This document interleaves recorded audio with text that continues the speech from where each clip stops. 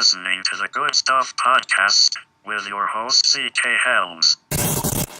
Hey everybody, welcome to episode 15 of the Good Stuff Podcast. I am, of course, your host, CK Helms, and I don't know if you like the Facebook page, facebook.com/The Good Stuff Podcast, which you should like it if you don't already, or if you follow us on Instagram, Good Stuff Podcast on Instagram.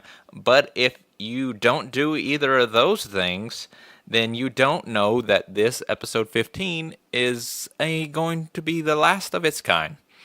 There's going to be a changing in the guard of sense. This will be the last podcast that I host alone. This will be the last time that you hear my voice and hear no one else's voice for the first bit of it at least. I will now have multi-man podcast. There's going to be other hosts with me. I'm being joined by my producer Zak Bandit. You've heard him before. He was just on the March CU episodes, and he'll be joining me every week. And also Ryan Mullins will be the third host. He was on an episode already where we talked about, he plays Dick Grayson in Gotham Knights. He was the other host of Entertain Me Arkansas with me several years ago when we did that podcast. And so he's joining me. And we will also have a fourth chair, which will be a revolving chair. Each week will be somebody different. That person may do something entertainment-wise, and we'll be talking to them about the stuff they do in an interview type sense, and also just talk about the normal stuff that we will be talking about. Or it could just be anybody, just a friend of ours or someone just that's into the same things that we are, entertainment-wise, nerdom, geekery, movies, music, comics, video games.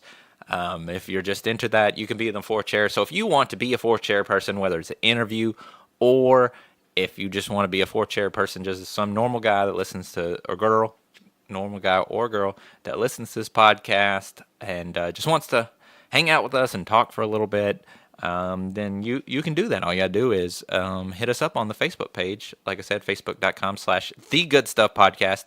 Follow Good Stuff Podcast on Instagram, or we have a website, www.blindbanditproductions.com, which, each and every episode is brought to you by Blind Bandit Productions.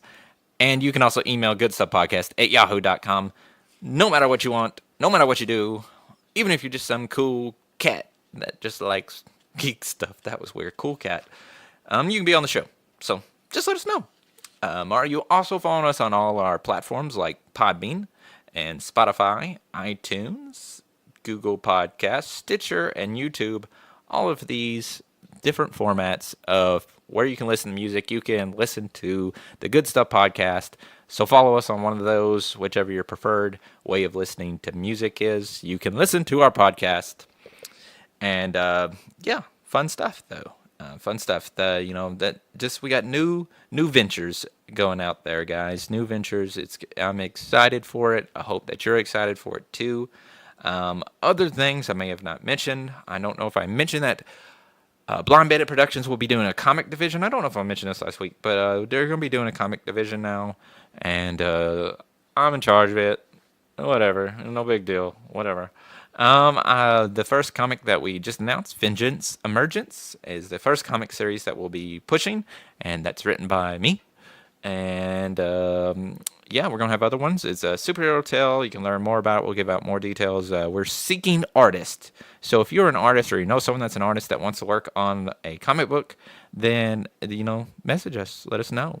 Because we're looking for artists to draw these comic books, because none of us can draw. We can just write. Or me and Zach write, and Ryan just is Ryan. But it's going to be fun. Exciting comic books coming, exciting new format of this show. I hope you're ready, but right now we're going to get into this episode 15. We're going to talk about some stuff like the Avengers in-game tickets just went on sale. Did you know that? If you haven't got your tickets, which they're selling, some of them are selling on eBay for like tens of thousands of dollars, for opening night tickets. I'll just wait until the next week on Tuesday or something to go see it, or midday the Saturday afterwards or something like that.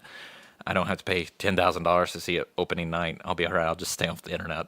But the tickets are now on sale, so go hit up Fandango or some other website that you used to buy movie tickets and get your tickets to Avengers Endgame now. And they just released new footage along with that, so we got to see Thanos finally and some footage, and there's some other stuff in there, and so exciting things. If you haven't seen that, search it up on YouTube now, and then you get about a minute more footage and stuff. So yeah, get your tickets and watch that footage for Endgame. I'm excited. April 26th. It's going to be awesome. Fun times ahead. I'm so excited for this. We just did March to You, 4 episodes of talking about the Marvel Cinematic Universe, and I'm excited to see the conclusion of the Infinity Saga, and then hopefully there'll be some post-credit scene with some X-Men or Fantastic Four or something, and we'll also be able to know what's coming up on the pipeline for Phase 4, which Spider-Man comes out in like June, so obviously that's coming up, but I want to see what else is coming up, so exciting stuff. But speaking of footage, let's talk about a trailer. The trailer for the Joker movie just came out with Joaquin Phoenix. A Joker origin movie seemed like a really dumb idea. I mean, it's still not really high up on the idea because Joker doesn't have an origin. So having an origin film for Joker seems kind of dumb to me, but we'll see. I'm optimistic. After seeing the trailer was awesome. It was amazing. I cannot wait to see the Joker movie now. I'm excited about it. Joaquin Phoenix, he's really not bad in anything. So I think he's going to play a great. He's going to be great in the role. So I'm excited to see what happens. I hope that maybe we get, basically right now you see him just in like clown makeup, and I hope we get to see more of a Joker look by the end of the movie. But we'll see. And so go watch that trailer on YouTube now if you haven't seen it. While you're there, you can also see, speaking of Joker, you can see the teaser that Gotham has put out for the last 2 episodes. I think it's April 18th or something like that. April 18th will be the next last episode, and April 25th is the very last episode of Gotham. They've released a teaser of Joker, Cameron Monaghan as the Joker. It's creepy. It's horrific. It brought nightmares to me after watching it. You should go look it up and see what I'm talking about. Jeremiah Valeska, he fell in the vat of the acid at Ace Chemicals, and this Gotham's take on Joker is really, it's like a realistic of what would happen if someone actually did that. It's more, doesn't have a whole lot of hair. His face is all Emperor looking like, Emperor Palpatine looking like it, but it makes sense in a realistic tone, which is Gotham in itself, the show. So it's gonna be awesome. Cameron Monaghan is awesome. So he's been awesome. He was awesome as Jerome and awesome as Jeremiah. So I'm really excited to see it. And then in the last episode, it's gonna be like a 10-year gap, a 10-year jump ahead. So we get to see Batman and a portly penguin. I'm excited for it. Young Barbara Gordon even. So excited about that. If you haven't seen it, while we're still talking about trailers and Batman and stuff, the Pennyworth trailer that's going to be the Pennyworth series that's going to be on Epix, they just released their trailer. It's something else I'm not really looking forward to. The trailer didn't really get me more excited about it. I'm going to watch it because it's in Batman universe and Batman's my thing. You should know this by now. But the Pennyworth trailer just came out. Go check that out. I believe that's coming out this summer, maybe June, July, something. I think it's June 6th, maybe. I don't know why that date's sticking in my head. But yeah, go watch the trailer, see what you think. The trailer wasn't bad. It just doesn't. I really don't care about Alfred before Batman. I don't care. I mean, yeah, he's cool in Gotham, but I mean, I don't know. It's like an Agent Carter situation to me, and which I didn't really enjoy Agent Carter. I know a lot of people did. It just wasn't my cup of tea. But it's kind of what I feel like. It's not something that I need to see, and it's kind of a waste of funds in my mind. But whatever. Also, while you're there, one last trailer. You can watch the trailer for Netflix's The Silence. While you're there, horror Netflix movie, and so watch that while you're there. All sorts of trailers. See, it's just not Batman-oriented trailers, guys. I mentioned a horror movie. I don't even watch horror movies. So, yeah. But yes, while we're still talking about Batman, because apparently that's the That's the news for today. Is DC Universe. If you don't have that app, you should get it. It's only $7.99 a month, and oh my god, it's an amazing service membership. Get it now. I only talked about it so much because of Doom Patrol and all sorts of comics. Speaking of comics, though, they're adding their entire DC comic library this month in April. That means over 20,000 comics that you can get, and so they just announced that at WonderCon. Exciting stuff. Oh my god, I'm excited for that. The entire digital library of DC Comics. So many comics to be read now. They already had tons of comics.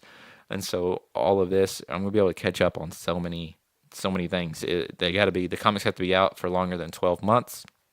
And so there's a lot of comics that I never got to read during that long period of time that I wasn't reading comics. And so I'm excited about catching up and reading some classic storylines that came out during that time. But they also revealed a look at Stargirl, Courtney Whitmore, and so the series that's coming out early 2020. I said early 2020. The Stargirl series. So you got to see the Stargirl costume, and oh my god, it looks amazing. Very comic accurate. It looks good. So look that up.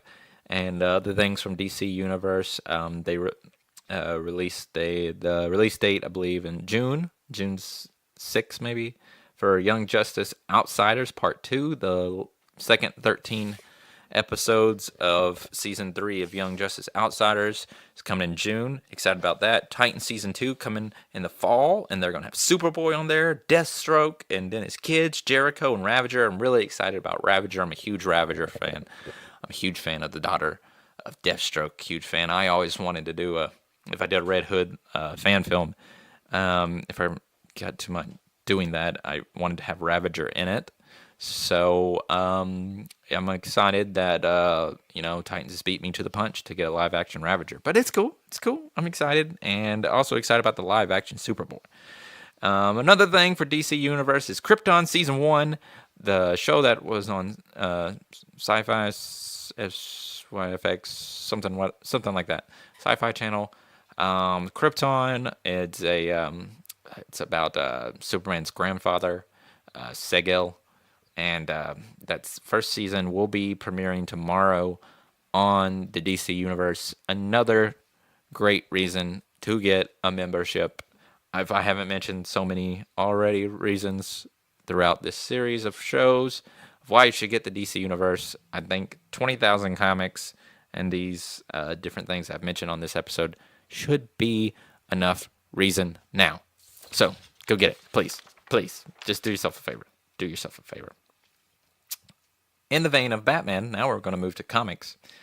Arkham Knight, which in Batman Arkham Knight, the video game, that was his first appearance. But now Batman Arkham Knight just entered into Detective Comics 1000, which was a great comic book that came out last week. I wonder whose favorite comic book that was. I recommended last week as the comic book that I was most looking forward to last week.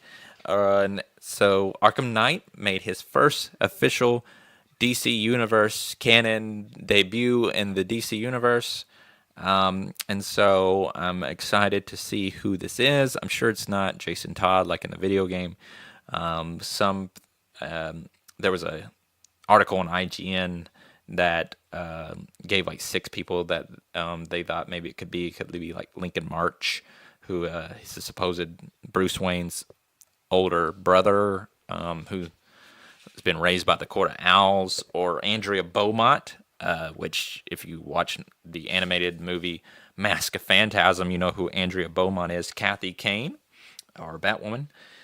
Rick Grayson, that's Dick Grayson. He goes by Rick Grayson now because he was shot in the head by KG Beast and lost all his memories and stuff like that. And so now he goes by Rick Grayson.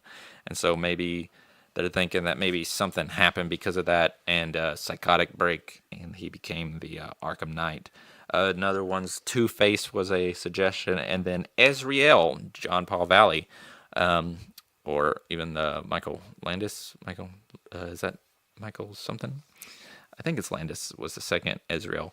But yeah, so those are some of the choices. I personally think it is going to be Ezreal because this Arkham Knight has a sword, and it just makes sense.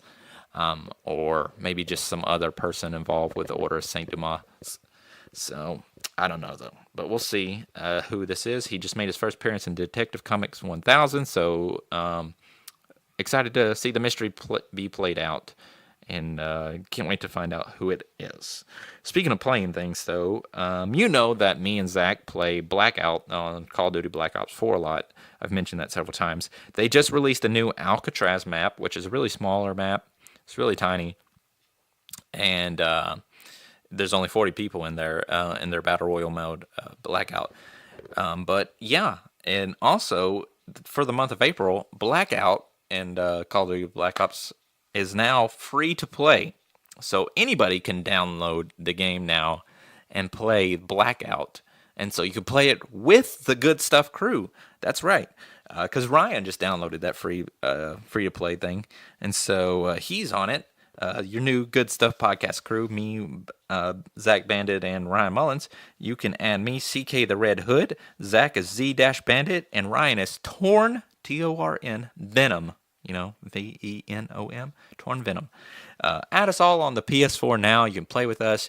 We just need another person to join us, so then we can all four just talk on there. So join us on the PS4 if you have a PS4, and if we're friends already or we're not friends already, or if you just add us and play some Blackout with us. Shoot us a message, and it's free to play. Like I said, you can download it for now and get the free trial and play all month with us. This Alcatraz map, it's pretty awesome. I mean, not to toot my own horn, but our team, we won three matches yesterday. So, I mean, whatever. It's all good. I mean, that's what happens when you have the Red Hood on your team. You win matches. That's what happens. That's what I do.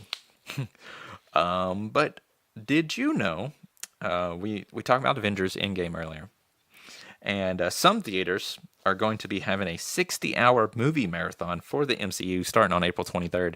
You can, for 60 whole hours, watch all those 22 movies of the MCU leading up to Endgame. And if you do this 60-hour thing, they're going to have like collectibles and merchandise and stuff that you can only get by doing this event.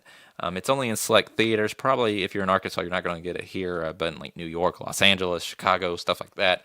There's some big theaters. Unless they change it and add more theaters, that'd be really cool if somewhere around here close to me did it. I'd probably do it.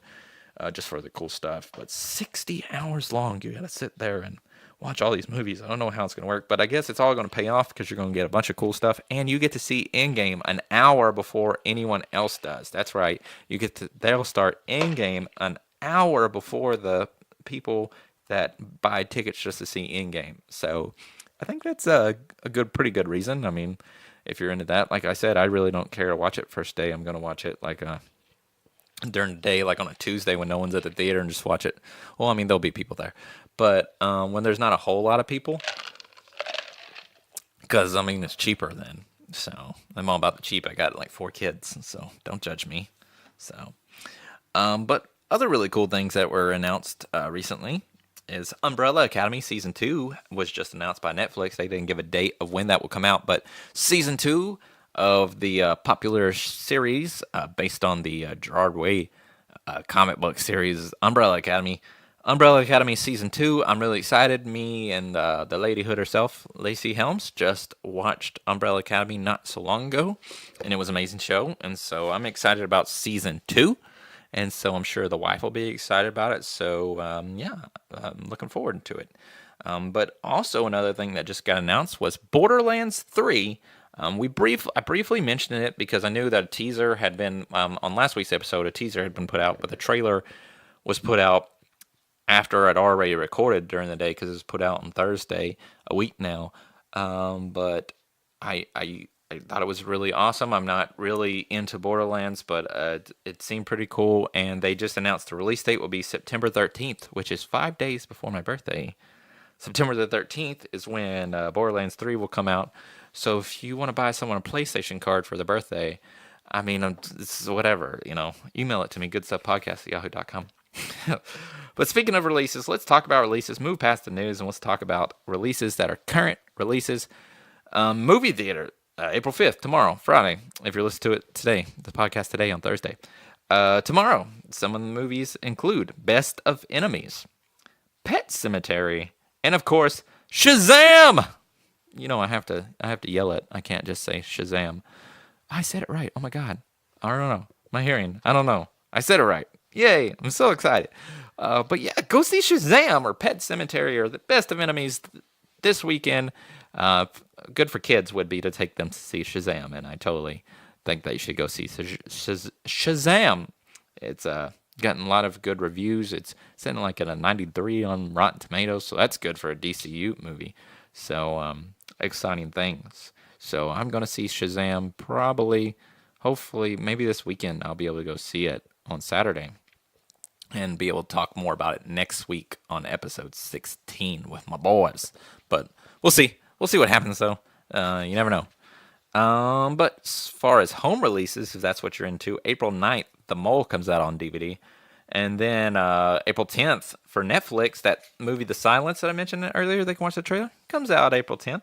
So nice little tie back to just 20 minutes ago when I mentioned it on the podcast. Pretty exciting. I'm referencing things I already said on the same podcast. Video game releases, though, on April 5th tomorrow. Super Dragon Ball Heroes World Mission. Dragon Ball is so awesome. And me and my guest for today, oh my god, I did not mention my guest, but my guest, Freddie Lane. Freddie Lane music, rapper, singer. I really can't really define him as either or, can't define a genre, so I don't want to do that. And so, but yeah, he's my guest for today, and he'll be on here in just a few minutes, and we talk about some Dragon Ball stuff. So we nerded out a little bit, just a little bit. I'm sure he'll be on the show again, mainly because I invited him at the end, and so. But yeah, also Ace Attorney Trilogy will be coming, and that Dragon Ball Heroes game, by the way, is Switch and PC game. But Ace Attorney Trilogy comes out on the 9th. It's going to be out for all your consoles and your PC, and also Shovel Knight Showdown. The next Shovel Knight game comes out, and you can get that on all consoles, PS4, Xbox One, Nintendo Switch, and also don't forget about the PC, guys. April 9th. But guys, that's all the releases that I have for you today. We're going to move right along into CB with CK, or you can call it Comic Books with CK. I'm going to be talking about comic books. Oh, man. Oh, it's good tea. Good sweet tea, guys. Sorry. I would have pressed pause, but I didn't want to. But Comic Books with CK, we're going to continue this as we move into the new format. I'm still going to be talking about it. I don't know if Zach will... I know Ryan doesn't have time to read comic books right now. He'll probably be talking about some games that he plays a lot of games in beta form, and so that'll probably be his thing. And then I don't know what Zach's thing will be, or if he'll just do this comic books with me. But we're still gonna call it CBUCK because this was my show. So I'm gonna take top billing, guys. It's okay. I love you guys both. But last week, my comic book, the best comic book that I thought come out last week. Every week I tell you what one of my favorite books from my favorite book was for last week, and then I give a runner up, and then I also give you a recommendation for this week. You probably find these books at your local comic book shop, or you can find them digitally, and recommend that you do that. And this week though may be the first week that my recommendation for last week actually is still my favorite book once I get done reading other books, because a lot of times, most of the time, my recommendation doesn't stay the same because I end up reading books that ended up being better, and I wasn't really expecting it.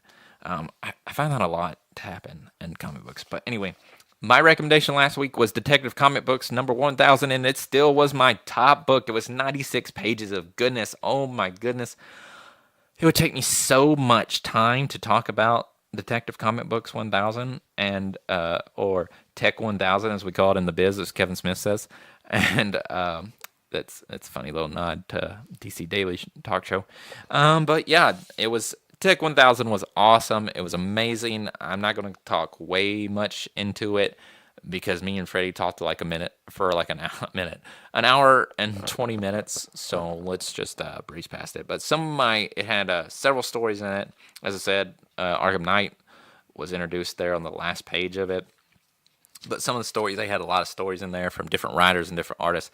Some of my favorite, I picked 3 stories that were my favorite. First one is Manufacture for Use, written by Kevin Smith.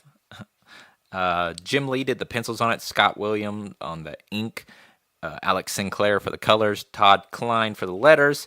It's basically Batman tracking down the gun that Joe Chill used to kill his parents, and you get to see the Matches Malone character that he dresses up as in there, and he's tracking this gun down, and he ends up getting it, and you know.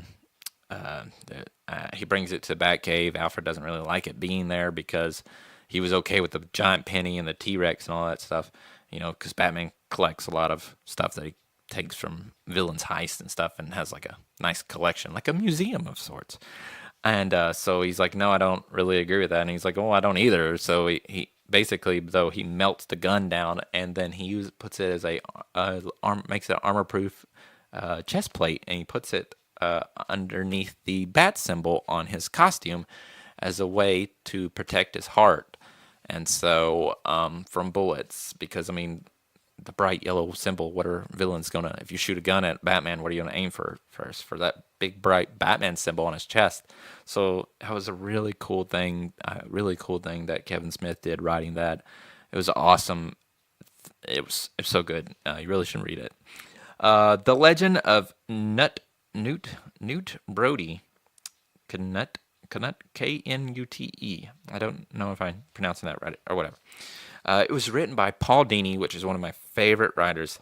And then Dustin Nguyen did the pencils. Derek Frindelovs. They just want to kill me with these. He does the inks. John Callis does the colors. And then Steve Wands. Thanks, Steve, for having a great name. Easy to pronounce. He did the letters. And so this is basically about Newt Brody. It's a story about that. And he's basically this henchman who's worked for every villain. And so it's just a bunch of flashbacks and stuff of him working for all these villains, and he always messes everything up. And it's really funny to find out at the end of what, I'm not going to spoil it, of everybody thinks he's dead. They think Poison Ivy killed him, but that's not what happened. And you get to learn some truth about Brody there, and I'm not going to ruin it. You definitely should read it. It's good. It was awesome. Another story that I liked was called I Know. It was written by the great Brian Michael Bendis. Alex Mayleave did the arts and colors, which, by the way, a little thing from Bendis is this was the one artist that he wanted to work with more than anything whenever he came to DC. Like, whenever he was working for Marvel. Alex Mayleave, whenever you'd see him do art and stuff, he's like, man, we would do some good work together. I really want to work with that guy. And so you get to see them work together. And then Josh Reed did the letters on that. And it's a tale of Penguin telling an old Bruce that he knew that he was Batman pretty much the entire time. What had happened is, and then you can see flashback story of how Penguin found out that Bruce Wayne was Batman, and how he kept the information to himself, but he just wanted to tell an old dying Bruce Wayne that he knew, and apparently Bruce knew that he knew. And yeah, I'm not gonna talk too much about it. You should go read Tech 1000, Detective Comics number 1000. I just want to be cool like Kevin Smith. He calls it Tech 1000, so I'm gonna call it that. And you should go read it and read all these great stories. It was an amazing book. Every story was great in it. I think there was like 11, maybe 9, something like that stories. The art's all amazing, and it was great. It was great. It was amazing. It was amazing work, amazing piece. Believe that there's a hardcover copy coming out in like June or July. You should get that. The runner-up for my comic from last week was Shazam number 4, Into the Wildlands. Just covering. It goes more on the story of Billy Batson and all the Shazam kids. They're in the game lands, and some of them they've been taken to different lands, so you get to see some of them in the wild lands, you get to see some of them in the game lands, and it's written by Jeff Johns. It's been an incredible run so far, 4 issues in, and I'm loving it. And what was really cool was at the very end we got to see Black Adam, and I'm really excited. Black Adam's going to go rescue Billy Batson, Shazam, so I'm really excited to read the next issue of issue number 5. But yeah, Shazam number 4, get that now. But this week though, new comic books every Wednesday. And gosh, there were so many. I recommended like 8 comic books on our Instagram page yesterday and on the Facebook page. And it was really tough. I really had to stare at that. There was like 3 or 4 of them that I was like, I don't know which one I'm looking most forward to, because it was tough. It's a tough week. A lot of good stories. Green Lantern and it was good. Almost went with that, and Champions number 4, I think, and it's so many good comics coming out this week. It was so tough for me, guys. You do not understand, but I went with Young Justice number 4 from Brian Michael Bendis, writer. Man, Bendis is on it. But I have not been let down by this new Wonder Comics imprint of his.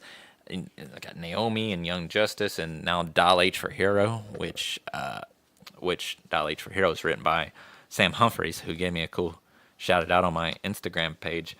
So that was pretty cool. Oh God, wow. Oh man. Thanks for being with me through that sneeze, guys. I appreciate that. And thanks for helping me. But yeah, Young Justice number 4, written by Brian Michael Bendis, Patrick Gleason and John Timms do the art, and Alejandro Sanchez and Alex Sinclair doing the colors, Wes Abbott on the letters. I'm really excited about reading Young Justice number 4, mainly because I want to see all this, the secrets of the Young, just all these people who got secrets and stuff. And really, the last issue, seeing Superboy again, I'm really, Connor Kent, I want, that's what my number one thing that I'm looking forward to in Young Justice is learning more. He's been on this planet apparently, and apparently he has a wife and a child, which makes me want to question this. If Superboy has a baby boy, what's his name? Because he's Superboy, so is that Super Baby Boy? I don't know. I don't know what we'd call him. But anyway, I'm really excited. Then he kind of sold Impulse out when it helped him. I don't know what's going on. So I'm excited about learning more about Young Justice, and I'm a really huge Connor Kent fan, so I want to learn more about that. Man, just having a real hard time here, apparently, getting my words out. But yeah, Young Justice number 4, make sure you go to your local comic book shop or get it digital now. And if you follow on the Instagram page, Good Stuff Podcast on Instagram, you can see all the other recommendations that I have. So plenty of great books. Immortal Hulk, the new Immortal Hulk just came out.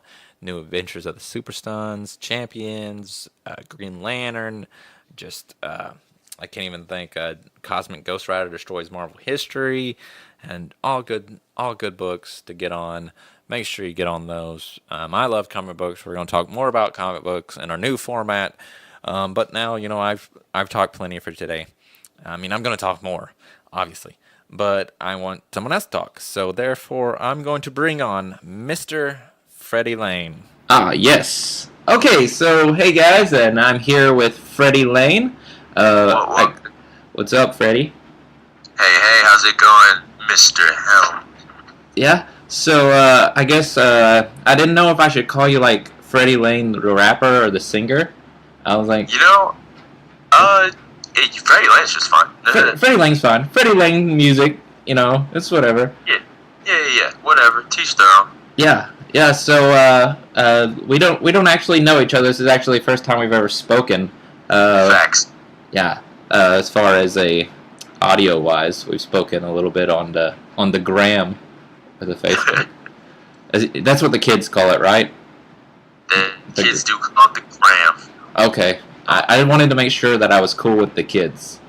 You're definitely vibing with the young folks right now. Okay, because I'm 31, so I'm in my 30s, so I just want to make sure that I'm as cool as, I don't know how old you are, but I imagine that you're pretty younger than me.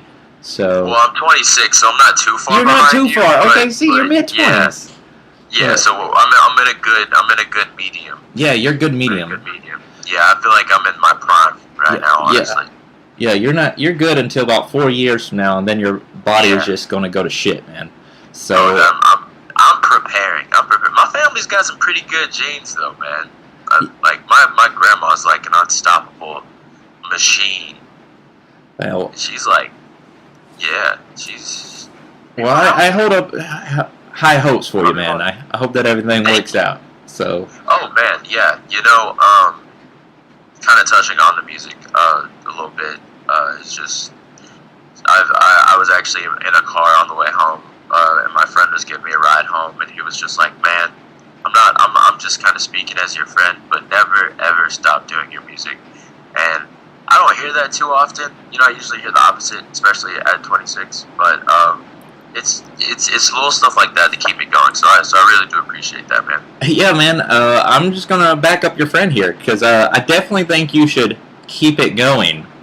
I see what you did there. Did you see what I did?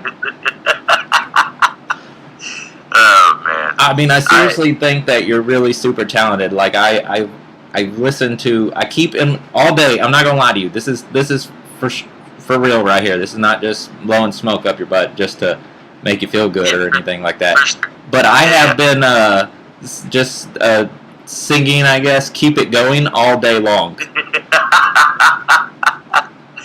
Oh man, I don't even know what to say.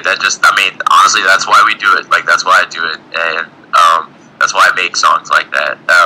Just very encouraging. I listen to my stuff like a lot too because I have to memorize it for shows, and I just I try to just make sure that I still like it after I hear it and everything. And a big part of that centers around like a lot of the meaning, like for "Keep Going" and some other stuff like that. So the other songs like that, it's just encouragement because I'm a nerd. I was definitely raised a nerd, and you know what it's like, man. Yeah, for sure. I was nerdy, really, and just I grew up, and a ton of friends when I was a kid. So I definitely I kind of used my own life experiences to kind of give encouragement to other people because there's a lot of younger people that are coming up that kind of are going through similar things like that, maybe worse or maybe better, and it's just really cool to kind of like give them that message to definitely keep going and everything because it like you feel it when you listen to the song, and it just like it gives me confidence, and so I just know that like if I can make songs like that for people, then I'm doing it right. Right, for sure.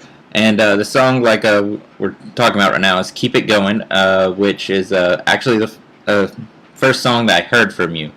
Yes, whenever you sent me a message, and I went and looked at your YouTube, and that's what I looked at.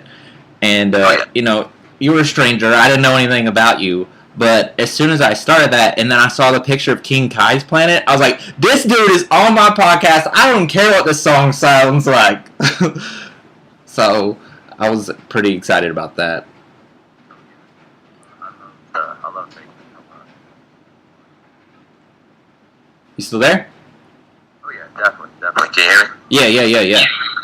Yeah, so I was just saying, the King Kai Planet. I saw the picture and I was like, oh yeah, that's definitely the. I don't even really know why. I just saw the picture and I was like, yes, that's definitely the cover art. Yeah, that was so cool. I was like, this guy's my people right here. So oh yeah, definitely. I actually have a Dragon Ball Z tattoo on my shoulder, and it's gonna be the majority of the sleeve that I'm making. And my friend just got Shinron on his shin with all the Dragon Balls on it. It's so cool. Like, that's so. I think awesome. he's gonna. Oh yeah. I just watched Dragon Ball Super Broly today, just now. Just now. Oh man. Just watched it just now, right before we started doing this. So. It's my favorite. And I'm saying this as a lifelong fan of Dragon Ball and Dragon Ball Z and Super and the original Dragon Ball series. Dragon Ball Super Broly is my favorite. You there? You cut out. Hello? Yeah. No, sorry. Sorry, my connection's being weird. Yeah, you're good. But yeah, no, it's definitely my favorite Dragon Ball movie. And I'm not just saying that either. Like, everything about it, the animation, the story, the little side funny stuff, the action, the moves, like everything about it was super great. I loved it. Oh yeah, it was so full of action. I mean, like, that fight scene was like 45 minutes long. I was like, this is never ending. Oh my god, this is awesome. I heard that they had to cut it down. Like, the fight was longer, but they had to cut it out. And they had to shorten it. Broly's like turn up form, like from the original movie. Mm-hmm. Now they kind of like translated into this one. I heard that like they added that like for the movie, like that wasn't in the original script. Like they like just threw it in, so like we would have, because that's what Broly is. Like is like, to me, that's what I think of Broly when I think of it. Broly. Like I'm glad that they kind of like humanized him and made him more grounded and less like Kakarot, you know. But definitely like the last little bit where he like turns up and he's bigger and his hair is green and he's going toe to toe with Blue Gogeta. Like that's just, to me, that's just incredible. Like I loved it, and also Gogeta being in the movie, that was really big for just people like me, like big like DBZ fans, because Gogeta is very rarely seen but talked about a lot. You know, Yeah. like I feel like people talk about Gogeta a lot, but he's really only been in like one movie. You know, Yeah, and which maybe is like some other. that's not even canon now. Yeah. So And Super Saiyan 4 Gogeta, yeah, I forgot about that. yeah. You know, I like a lot of the designs from GT, but just not this show. Oh god, I've never watched GT fully through. I tried watching it like last year sometime. I think it was last year, and I got through like 10 episodes, and I was like, I know it gets better, but I was like, I can't do this anymore. I can't submit myself to this anymore. This is torture. It's something about it that's just so unbearable to me, and I don't say that about like shows often, especially things Dragon Ball related. Like even that little promotional thing that they're doing online, like Dragon Ball Heroes. Like I think it's super entertaining, and just yeah, I don't know. GT's bad. It's very cliche to say GT's bad, but GT is bad. Like I don't know what happened with that, but I will That's say why I this watched about it. GT. That's why GT I is watched one of it, was because I didn't want to just be cliche, do it cliche, and I was like, I'm not going to do that. I'm not just going to say GT's so bad I won't even watch it. I was like, I'm going to give this just a chance. Yeah. And I was like, Yeah. no, it's just horrible. It's just really not is. good. Yeah. You know, and I hate to say that because, like, I'm big on knowing who did the music for the show, who animated the show. Like, they're all people, you know, they're all people that, like, worked on this thing. And people that love Dragon Ball. So, you know, that's why I give, like, the respect and everything. But just as a personal preference, I just can't get behind GT. It's just, all the elements, when mixed together to the shows, just leaves, like, a very unpleasant feeling in my chest. Right. Like I'll watch the show and I'll feel like I'm getting irritated, and I just hate that feeling. Sometimes that happens with me in certain shows, not just DBZ, but just certain shows. So I like writing. I like writing, and just the writing in GT was just weird, just clunky. It was strange, but they had a lot of good things in GT, though. It's just you had to find the gems there. So yeah, it was kind of like a oatmeal raisin cookie, you know, where you're trying to eat around the raisins. So you're just trying to eat the cookie, but there's too many raisins in the way, so you're just like, Jesus. But that's a good analogy. yeah, I'm going to start using that. Oh yeah, I love, because we got our Trunks, and we had Pan and the drag, like the Shenrons, like the Ice and the Fire Shenrons and the Omega Shenrons and all that stuff. I definitely like enjoyed that, and also you can't deny that Super Saiyan 4 looks cool. Like you just can't. Like that looks cool, but how they used them, and Gogeta was also in there, Super Saiyan 4 Gogeta, but like I don't know, it just All right, man. What are these questions? Yeah, man, I got some questions. Glad that we went back to that, because I was like, man, we're going to end up talking about Dragon Ball for the entire time. I love it. I really could. Like, I really could. I probably could be on or start a Dragon Ball Z podcast if I wanted to. In the future, we'll talk about that. Definitely. My first question is, why did you want to use your name as your musician name? Freddie Lane's like your actual name, right?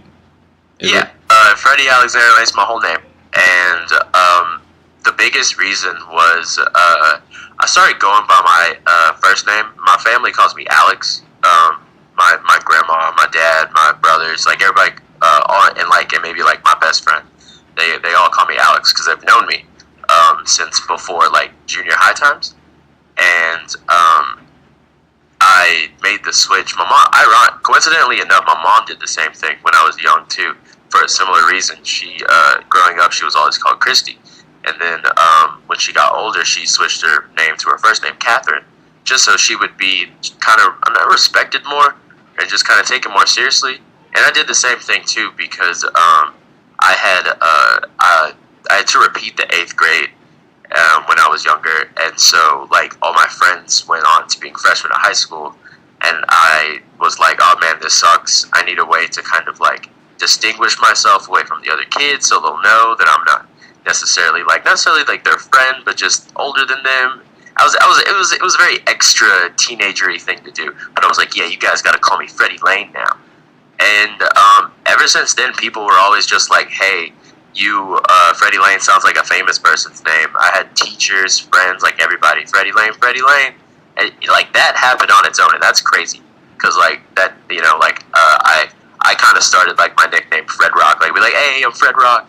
And that kind of caught on because of me. But like everybody would always just kind of hype up the name Freddie Lane. So when it came time to like start taking music seriously, around the time that I first moved to Portland, I definitely wanted to keep that moniker because it just kind of had like a billboard in the lights, like name up on the plaque type feel to it. And I still do that, and it kind of gives me confidence in a weird way. I know it's just a name, but the name kind of like says it all in a way, and I'm really lucky that people think it kind of has that like, you know, that famous person vibe to it, because I am trying to become a successful musician, so it definitely helps.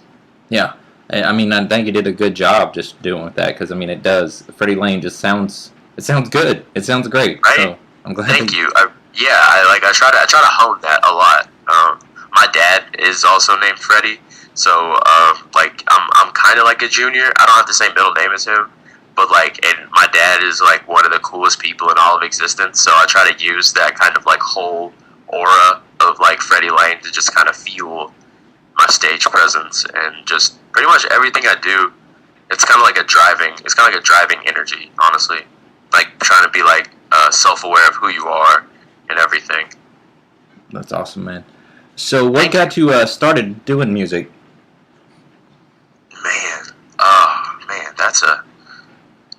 Okay, so I feel like, because I've thought about this a lot, and I kind of learned last night, because my grandma's staying with me right now, I kind of learned last night that I have a little bit of music in my blood. Like I just learned last night that some of my older family members who've passed on played music. Like my great grandfather played the trumpet, and my Mima is classically trained on like 8 years on the piano.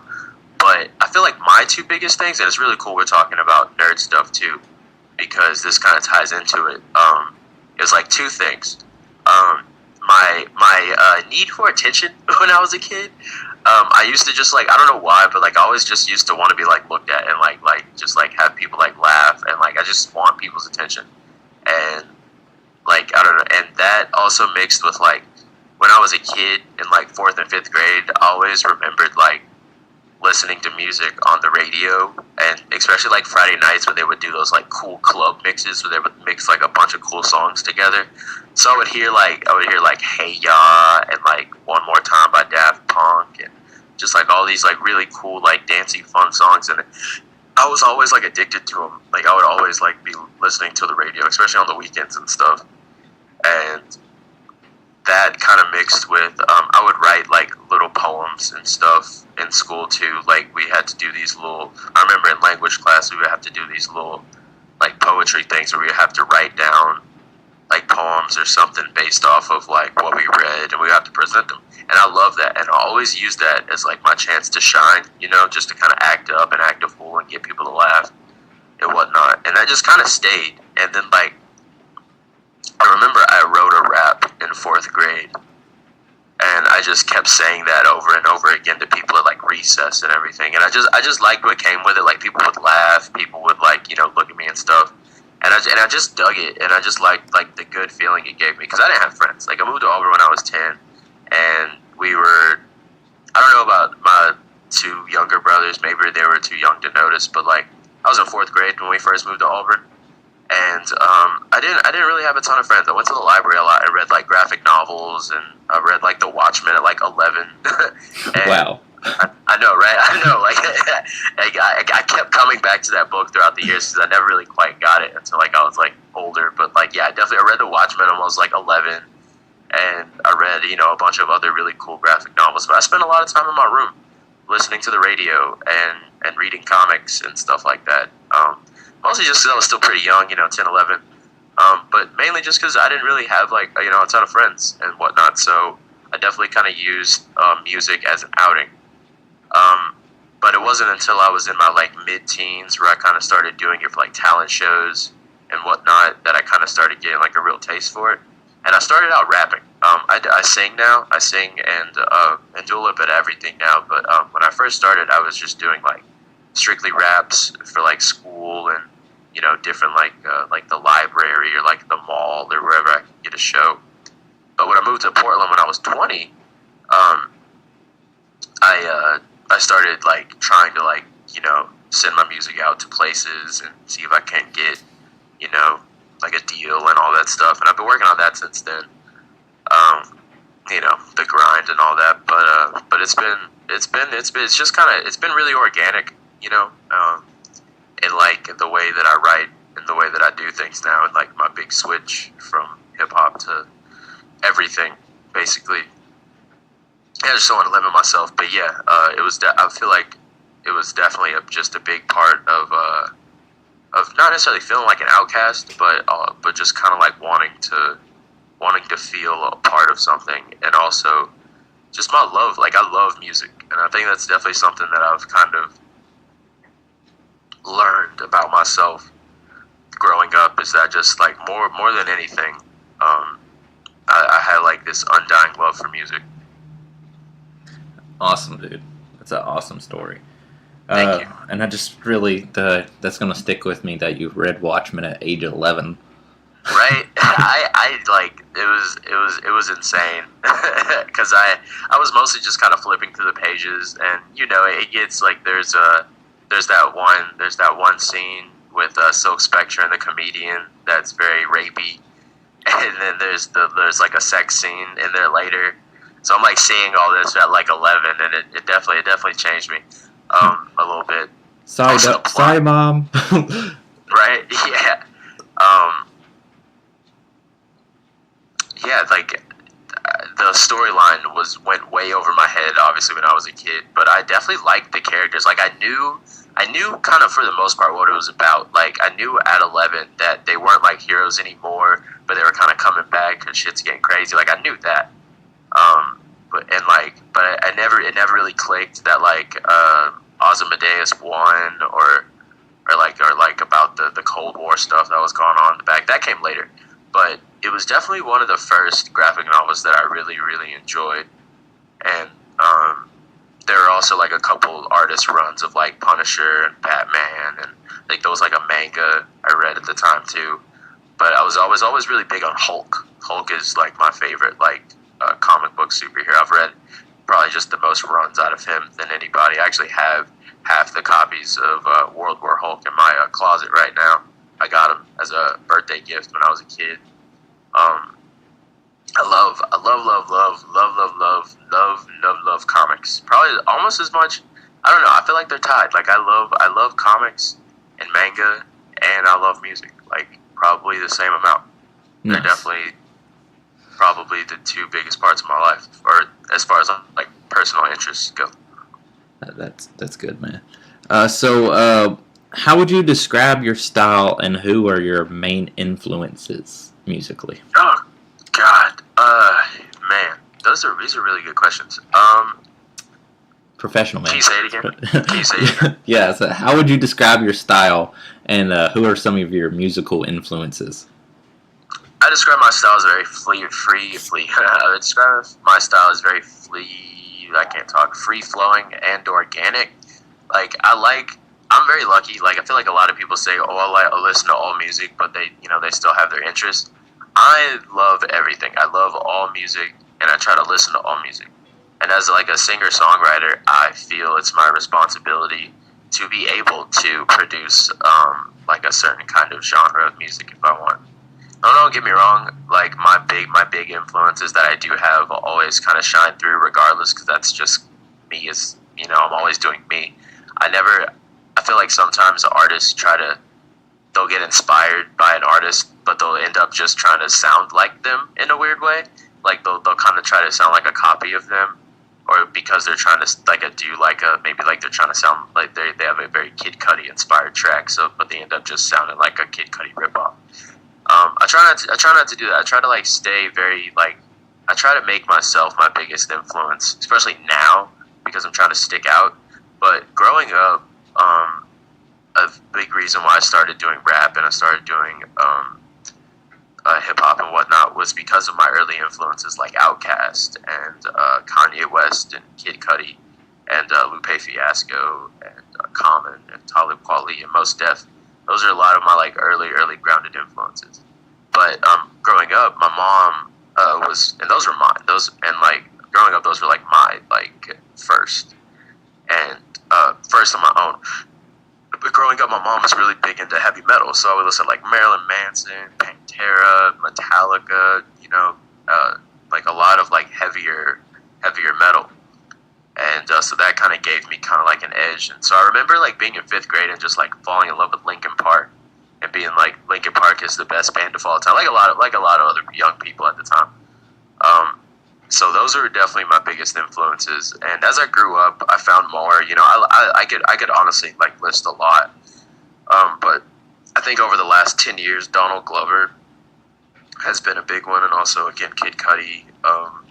I get inspired by a lot of people, but there's a few that just kind of always stuck out to me, like Kanye West, Tyler the Creator, Pharrell, Outkast, Big Boy, and Andre 3000 are so legendary to me, and I just love everything they do. A lot of the music that comes out of Atlanta, in general, I feel like Atlanta is just a great sound.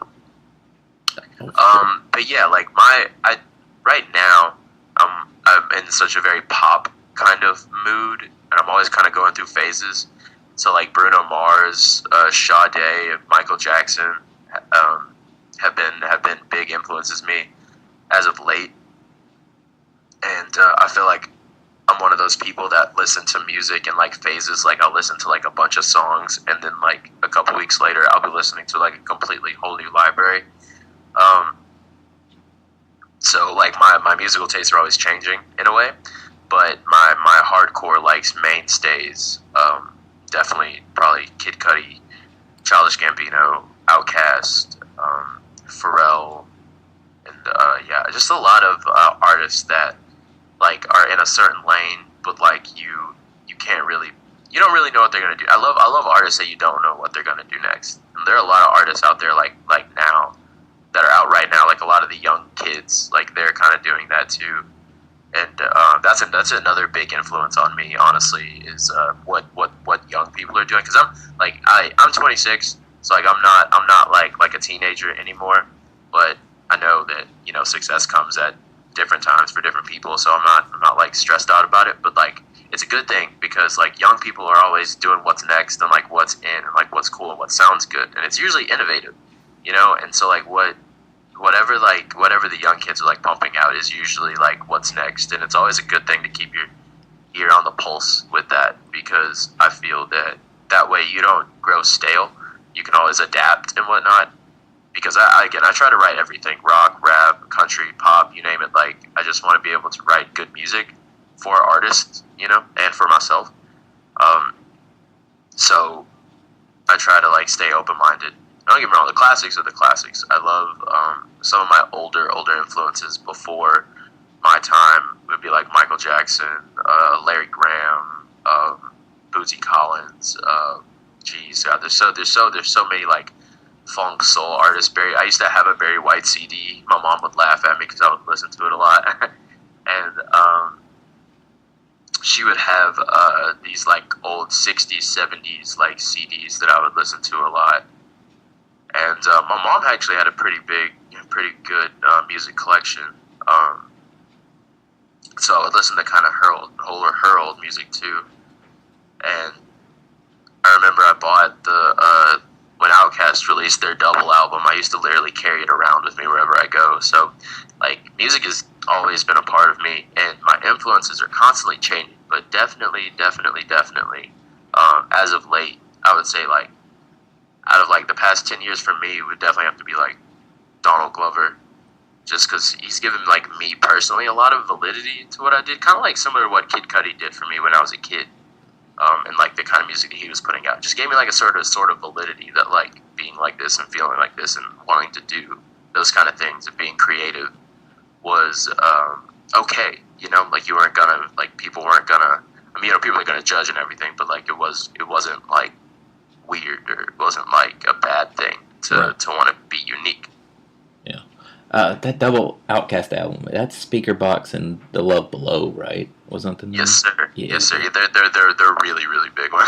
Dude, I like one of the things, what you first said in that thing one of the first things that you mentioned was, as a singer-songwriter, you feel like you have an obligation to like listen to everything, and I just thought that was really awesome, and just really spoke a lot about you as a person too, that you give every artist the validation that they deserve from their work, basically. Yeah. And that made my respect for you go up so high there. I was like, wow, this guy knows, you know, you're more, it's like you're a fan of the art of music, you know. I am. I really am. And it's more than just having just influences. So. Yeah. No, you're right. I mean, like, my close friend that I work with, his name is Kelso, and he's an art major. And I was hanging out with him at his, he's a student here at Auburn, and I was hanging out with him in his studio, and he was just, you know, doing his little vinyl prints or whatever, you know. I think he was working on some skateboard designs, actually. And we were talking about, like, art being the most subjective thing ever, like, in the universe, and we kind of got on the subject of music also being an art. So it's very similar in the fact that, like, just how, like, you can't really say that one art piece is better than another. I feel like it's very similar to say that, like, one genre of music isn't better than another, because it's all art and it's all subjective. It's also a reason why I've never really gotten upset if, like, someone likes my music or not, because I know that the next person is going to have a completely different opinion about it than the person before. So it's with that in mind, you can do anything, honestly. Like, I really, then that's honestly why I'm not afraid to make like a hardcore rock song or like a slow acoustic poppy song, because, you know, it's all music at the end of the day, and it's all love. I did a song last year that I wanted to challenge myself, and I was made fun of it for it a lot by my friends and my colleagues for it, because it was just the most Disney, kid-friendly, bouncy poppy song. It was called Outside. I'll never forget it, or at least I don't think my friends will let me forget it. And it was just, oh man, it wasn't, to me, I don't think the song was bad. You know, they didn't like it, but like it was just like this very like la la la la la happy time, like for like a 5-year-old basically. Nice. And yeah, it was hilarious. I definitely don't think I'll be living that one down anytime soon. But I don't like, imagine you would. I love it. I love it though. Like writing different kinds of music, I think is probably the biggest reason why I have as much fun with it as I do, because I don't like limiting yourself. Is just, and don't get me wrong, if you're really, really good at rapping, rap. You know, if you're really, really good at singing pop songs, sing pop songs. But for me, I think my thing is just writing music. So like I kind of struck a chord, like a lucky chord, because since my main kind of focus is writing music, I can write whatever kind I want. Nice. And that's for anybody. Anybody shouldn't feel that they should stay in their own lane, no matter what they're doing. My mom didn't start cutting it. My mom's a Paul Mitchell master stylist, and she does hair in the French Quarter now. But she didn't like start doing that till I was like a teenager.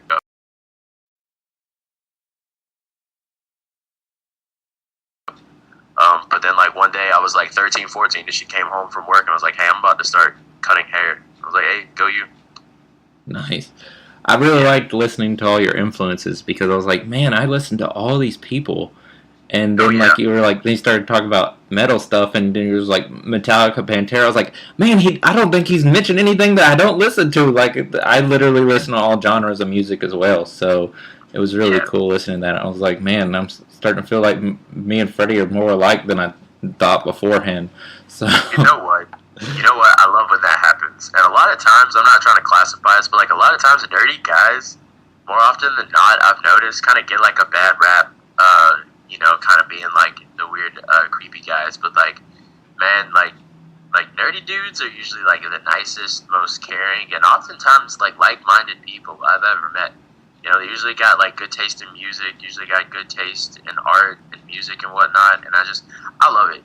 I always like kind of like seek us out when I go around. I'm like, all right, this guy looks like he'll be kind of nerdy. I feel like he'll know, he'll be in the know about what's up. It's just it's more of a comfort thing, honestly. It's like, again, you grow up more to yourself, and just the whole cliche nerd route. But but like having that and being able to like reach out to other people, it's beautiful, and I just like the connection that it makes, because you seem like a great guy, and talking about your daughter and everything like that, it's very heartwarming and everything. So yeah, man, much love, and also thanks again for having me on this podcast. Like I'm really having a good time. Yeah, man, yeah, for sure. All right, so my next question is, what are your short-term and your long-term goals for your music? It's really funny you say that, because I have a very goal-oriented younger brother named Cody, who's always asking. He's not always asking me that, but he definitely asks me that quite a bit. So right now in my room, I have a vision board, and on the vision board it has my goals and my actual like things I actually do need to do. And on the vision board has like my next 4 projects. So my short-term goals right now is to get that recorded, get as much of that recorded as possible in April. And I recently just got a pay raise at work, so it's about to like happen finally after like a month and a half.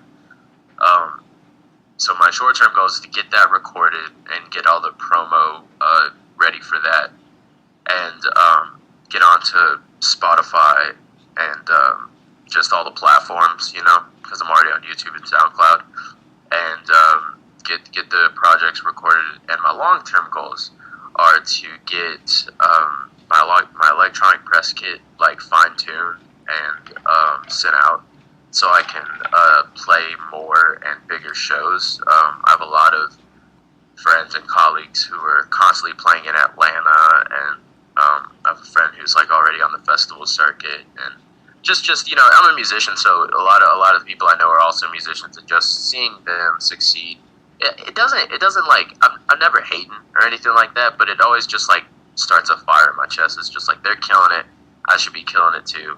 And I do shows and everything. Like I have a show next week in Opelika and everything. So I do it, but like the long-term goals is to tour and to get signed and to be a successful musician and to just put out as much music as possible. The end goal is to be signed for a major label and writing for other artists similar to like Neo or Mark Ronson or the early days of Bruno Mars. Just a successful songwriter where I can like put out music if I want to under my name, Yeah. But my short-term goals are definitely get this music recorded and put out, and getting it sounding as nice as possible, and getting the promotion around it ready.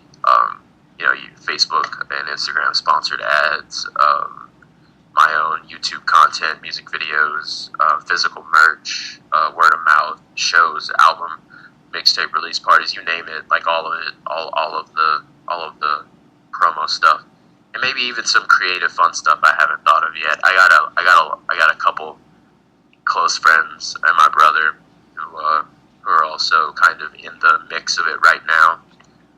There's a lot of like cameras and laptops and backdrops being bought right now, so I feel like there's about to be a lot of content as far as promo goes, which is really great, because people need to see you and whatnot for them to kind of care and whatnot. So Working on my first music video with Cody right now, and just getting all the stuff, because I've written like 50 songs over the past couple months, probably over the past 2 to 3 months, and I need to get them all recorded and see what happens, and then the long-term goals are.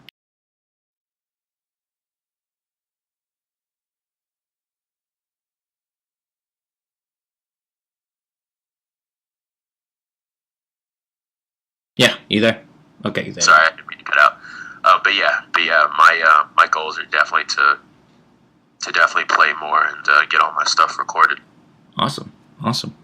Let's see here. What are some pros and cons to do music? All right, the biggest pro that I would have to say is doing what you love. You know, I always compare it to like stand-up comedy or being in a band or things of that nature, or like even like doing hair or being a graffiti artist or a personal trainer, where you kind of have to do it yourself. You know, you kind of have to put yourself out there and do it yourself. You know, it's the most grinding work, and like it's funny because like I do it, but I just don't want to I don't recommend it to other people, because it's hard. Like no one, like people like your friends and your family, quote unquote, support you, but no one really supports you, like unless you have like actual financial backing or people that you are sponsored by. I'm lucky I got a couple sponsors, so like they put me on for like for promo and stuff sometimes. But other than that, it's always you. So like you have to be really self-secure in yourself, and you also kind of have to be not necessarily narcissistic, but you have to be like pretty secure in yourself, because everybody's going to tell you no. Everybody's going to tell you to do something different. This is basically, they're going to tell you like it's basically like winning the lottery, and you know, because they only see the end result. They don't see the struggle and grind to get to where you are, and that's the whole thing. You know, like getting on is like the getting, you know, I want to say getting famous or becoming, I'll say becoming successful. You know, becoming successful on a larger platform is like the end goal. You know, it's like that, but by that you're like not necessarily done, but you don't have to grind anymore.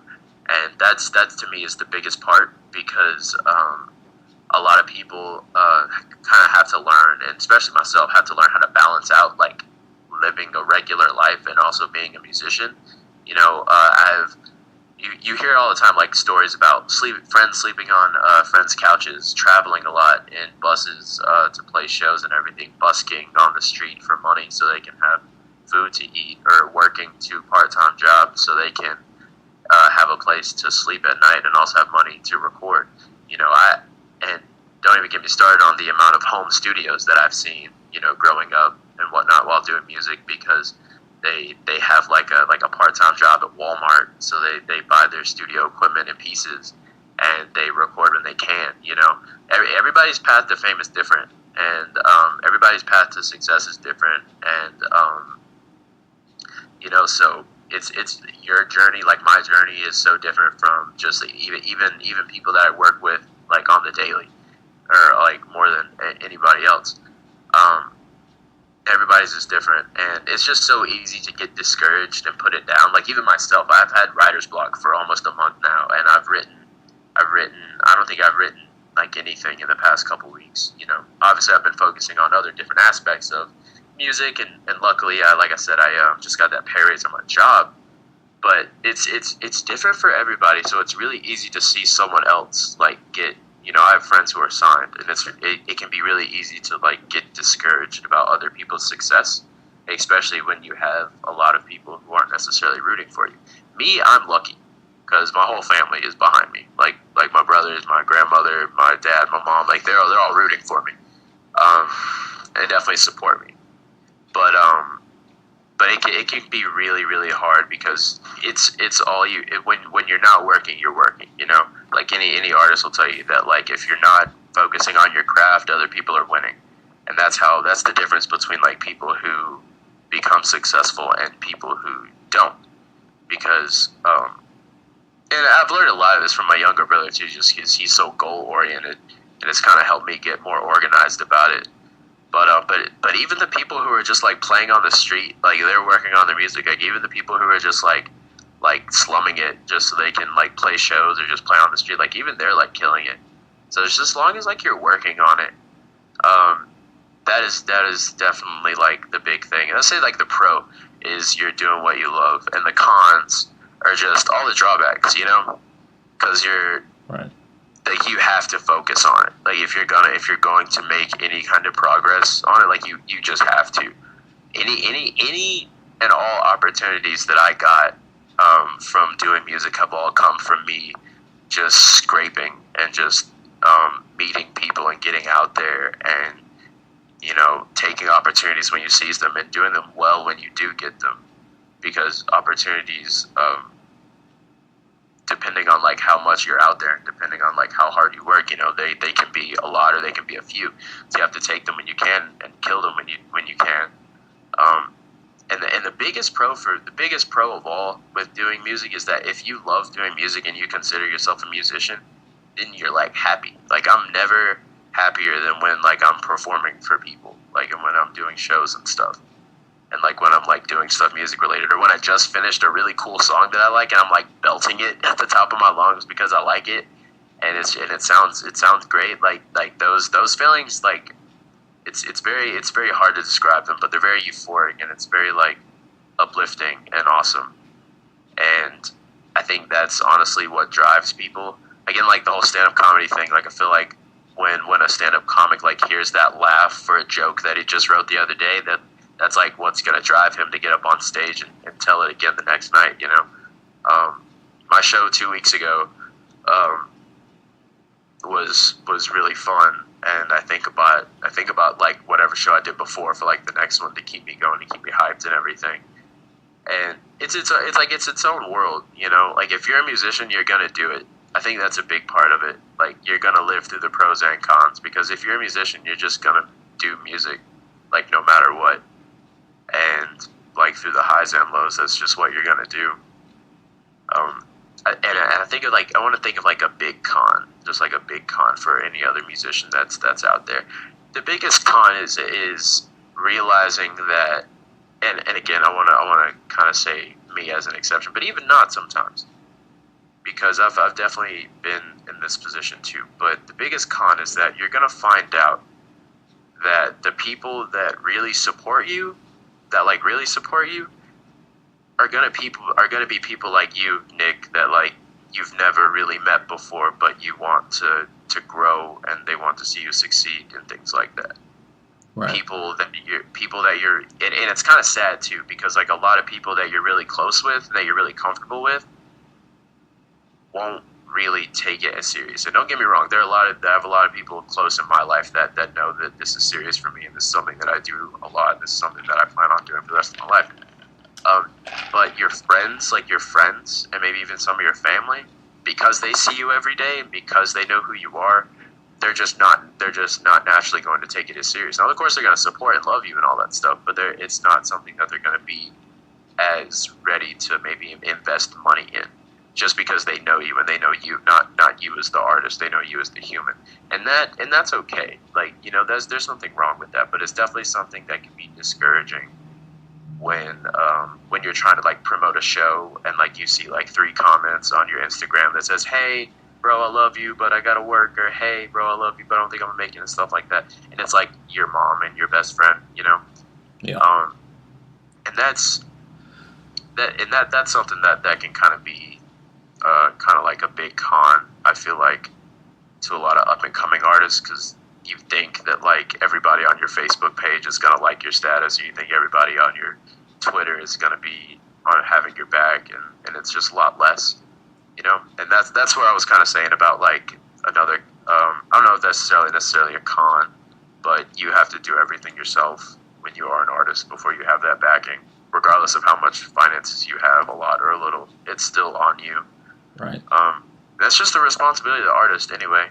But yeah, it can be kind of discouraging. Yeah, that's definitely the biggest con, at least for me. Yeah, I mean, I totally agree with you on that. And I don't think it's just, you know, towards, you know, musical artists and stuff. I mean, I think that's to anything that people do entertainment-wise. I mean, even with my show or anything that I've done, my web series that I've done, or comic that I'm trying to start up. I mean, like that's with anything, and like you really hit the nail on the head. Like if someone asked me, "What's the con of?" If I was doing a podcast with someone and being interviewed, and someone asked me that, I'd probably say the exact same thing you did. Yeah, because it's interesting too. It's interesting too because like you care about these people, and you know that they do have your best wishes, but that support's not there, and you're just like, you got to reach out and grow. And by the way, I just wanted to say that I'm going to be promoting your podcast too for future episodes even when I'm not on it, just because you're great, and I think podcasts are like the next big thing. They kind of already are in a way, but like I think that they're about to be like super big.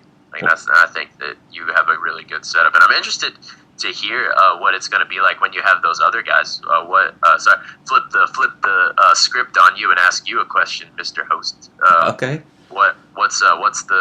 How's the show going to be different when you have the other hosts on there? Well, I think when the show, whenever we get the 2 other hosts on there, it's going to be more. You're going to get more of a different opinion on stuff, because I mean, then like you're having 3-4 guys talking, or not necessarily guys, people, because I don't want to discourage women from being on the show.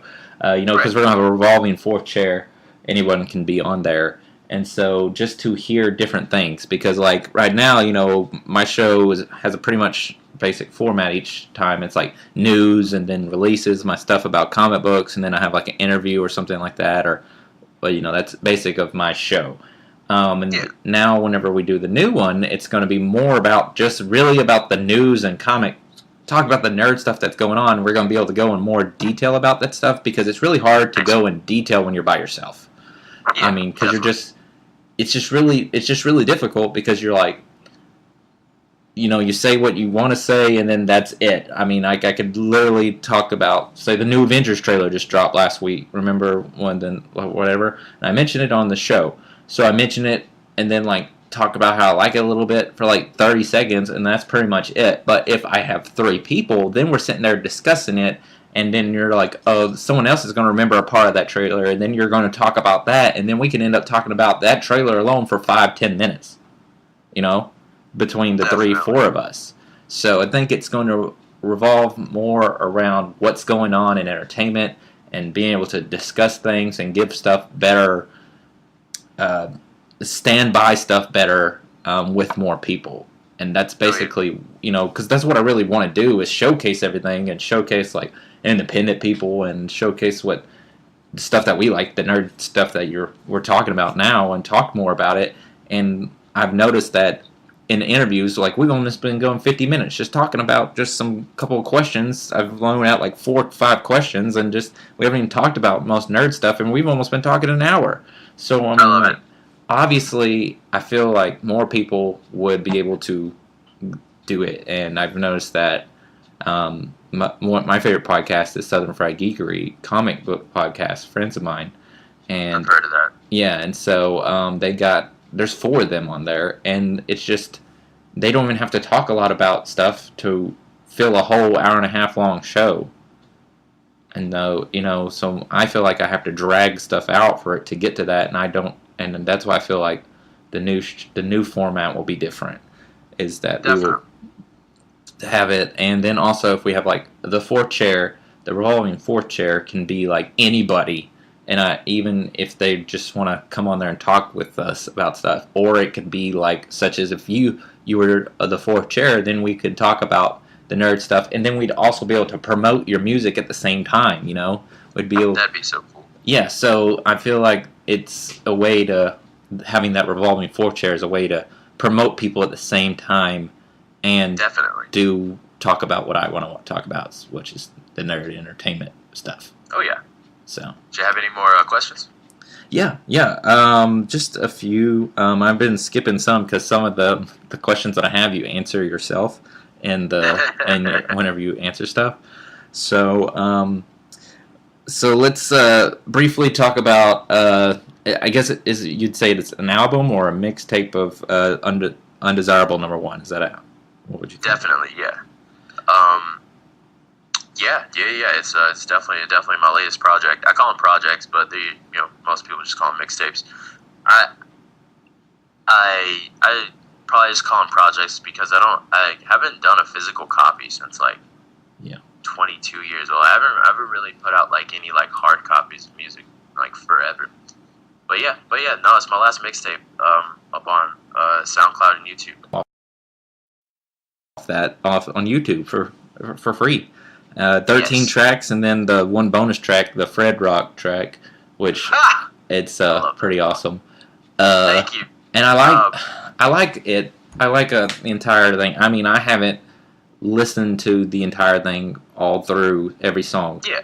But you listen to Keep It Going, and that's yeah. big. I listen to Keep It Going. I listened to today. I just shared the Shadows song.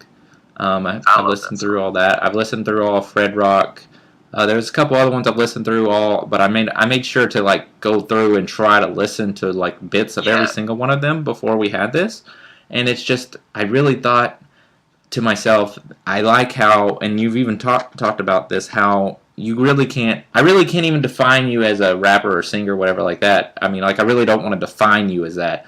And when I'll mention in the intro of the show, is that I really can't define it. I really can't define it as a genre, per se, because in you, like, throughout Kid Cudi and Childish Gambino as influences and stuff, and I was like, that really makes sense because I really don't define them as rappers, hip hop people. I mean, that's the kind of style that they're putting out there in sense, but also they have stuff that, well, you could technically make this a rock song. I mean, listen to the beat; it's more of a rock beat, or this is more of a pop beat, and it's just you can't like label it. It's like, and I think that's like a new. It's kind of like it's a big thing right now, you know. It really is. You really can't define a lot of, even Maroon 5 is, I really can't define them as a rock band anymore, you know. Because, I mean, they're dipping into more pop some, and then they got rap some too. I mean, it's not like Adam Levine's rapping, but I mean, they got like songs with Cardi B and whatnot. And so it's a thing, and I think that what you have is like, what's popular right now. This is the undefined genre. That's a good. We'll just call it undefined genre, undefined. And I think that's a big thing, and I also think that doing the singer-songwriter thing is really good too, because there's so many people now that are like big name artists that started off as songwriters. Like, I mean, there's always been people like that. I mean, like popular acts that did songwriting beforehand, but it's so much more now. Right. Surely you've noticed that. Like, it's like more. All these big name people are like started as these songwriters for these other big name people. You know. Oh yeah, they get like scooped up. They get like scooped up and become of like part of writing teams, and then they start working for like bigger names, and then through that they kind of start putting out their own stuff. I think some of the biggest ones like that have come out the last couple of years, like Sia and Bruno Mars and like Neo. Yeah, definitely Sia is like Sia was one of the ones that I was thinking about, because like she wrote so many songs for like so many different people that if you like really research it, you may not even notice. Like your normal people probably wouldn't even realize this when hearing a new Sia song, but she was such a songwriter, like wrote songs for so many people beforehand, before she even became a thing. But it was because of that songwriting thing that got her into that. So I think that's actually a good plan on your part of doing your singer-songwriter thing. And someone told me, I think it was like the first ever audio engineer I worked with in like a professional studio. Like I think it was my boy Patrick. Yeah, let me give the credit to Patrick. I could be wrong. Let me give the credit to Patrick. He told me, he's like, do music, but like don't limit yourself to just one thing. But he said, don't limit yourself to just one thing, but also get really good at one thing. Like, be a musician, but play the crap out of the guitar. Like, be a musician, but sing really, really good. And, like, for me, I'm a musician, but I write songs out the wazoo. So, like, I feel like everybody should have that thing that they can bring up to this. Because in a way, it's kind of like having their trade, you know, for the job. It's something that they can always kind of, like, not fall back on, but, like, rely on to always have work. And to always be good. Like if you're like a guitarist, or like a bassist, then and you need to be in a band, someone's gonna pick you up like that. Like if you're a singer-songwriter, then like, you know, someone's gonna need some lyrics, or you know, so you're gonna be asked to be on a feature for a song or something like that, or anything like that. So it's like, it's just a really good way to always kind of have like your weapon, you know, but also still being able to reach out and experiment, you know. Like I sing and I do stuff, but like I'm about to start working on like a jam project with a guitarist friend of mine, and I'm working on a couple like collaborative projects with different people and everything. So, but at the same time, I'm still writing and still like, you know, focusing on my own craft too. It's important. Yeah, definitely. I back that up. Definitely don't think you should limit yourself, because, like you said, having all these tools in your arsenal to be able to use, it's a great idea. I mean, that's why I do a lot of different things, but I try, you know, writing's kind of like if someone asks me, like, what is the number one thing that I think I'm best at, I think I'm best at writing. Yeah, I'm doing a podcast right now, and I think I'm pretty all right at it, but I mean, that's not like where I feel like my strength's in my writing, but also by not limiting myself to just doing that and doing all these other things, like I play the Red Hood in a Gotham Knights web series. Like, I mean, I do this podcast. That's awesome. Wait, for real? Yeah, we'll talk more. You're Jason Todd? I'm the real Jason Todd. We'll talk more about that in a little bit. I didn't realize that you didn't know that.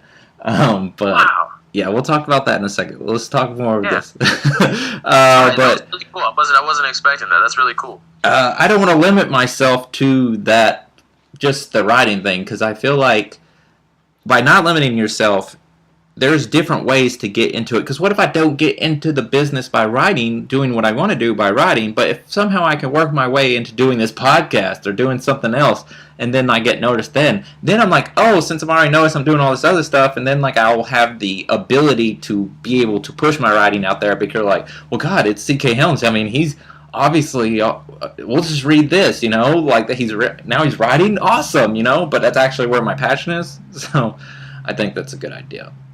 Perfect. I agree. I stand by it 100%. Wow, I'm talking to Jason Todd. This is so cool. I'm sorry, I didn't know that. That's just great. I love voice work. Like, I love voice acting and everything. I'm big on like your Sean Schimmels and your Chris Sabbats and whatnot. And like, it's just this. Man, good for you. It's a live action show. So I'll shoot you some links for that stuff. And yeah, I like voice acting as well. So you want to give me my Jason Todd? You want to give me my Jason Todd voice? Yeah. All right. So have you seen Under the Red Hood? I have. All right. So then he's like, "Is that what you think this is about, Bruce? You letting me die?" You know, when he does that speech thing. I like that. That's my Jason Todd voice. That's all I can remember that. I used to know the full thing. But yeah, that's how. It's just, you just got to be angry all the time and pissed off. Oh yeah, that's fair. That's fair. It's a very Jason Todd approach. Yeah. God, he's my favorite Robin. So like, yeah, I'm big on some Jason Todd and Red Hood type stuff. He just gives no F's. And, no, whatsoever. Man, and he just got my favorite like outfit design, and he just uses guns, and he just does it for me. Like he just kicks ass. Well, I mean, I have a Red Hood costume, but you'll see that. But let's finish things up. You said you got the Facebook page, and then which we will share that on there. You got the YouTube page. We've already shared 2 songs on our page, so you can go back and look at that. And so make sure you subscribe. I've subscribed on the Good Stuff podcast and my personal YouTube page today. Thank you. Yeah, for sure. But do you have, as far as, and when you get more social media stuff, you'll have to let me have that stuff. For sure. But I want to just finish up on the music talk. Do you have any words of inspiration for people that want to do music, and any other final words you'd want to say about your music that we haven't already spoke about? Yeah, I'll just do a shameless plug right quick. Go listen to Undesirable #1 on SoundCloud and YouTube under Freddie Lane. It's a great project, and I love it, and I can't wait for you to hear it. Inspiration for artists, I would just say, trying to find something that's not cliche. I'll make it cliche. Keep it going. Yeah, that's fair. Yeah, I mean, yeah, no, most definitely though. A lot of the songs on that tape are kind of like that. Basically, just don't care. I know that sounds bad. Like, just don't care, because, like, just don't care about like what people are gonna say or what people are gonna do. Don't care about people's opinions. Don't care about how what they think your project should sound like or what they think it'll do to sound better. Don't care about when your next show is coming or when your next check is coming. Don't care about any of that. Just live and be happy and make the best choices for you in your life to get you to where you need to be, because it's all gonna work out in the end anyway. So as long as you're just making yourself happy and you're putting yourself into the right kind of energy, then you're gonna get into a good place regardless. So just don't care about anything other than what you need to be focused on, which is your craft and surviving. Awesome, because man. everybody's got an opinion. Everybody's gonna have something to say, whether it be positive, negative, or constructive or non-constructive. Like, everybody. So just follow your heart and follow your dreams, because at the end of the day, it's your name that's going to be called to accept that award one day.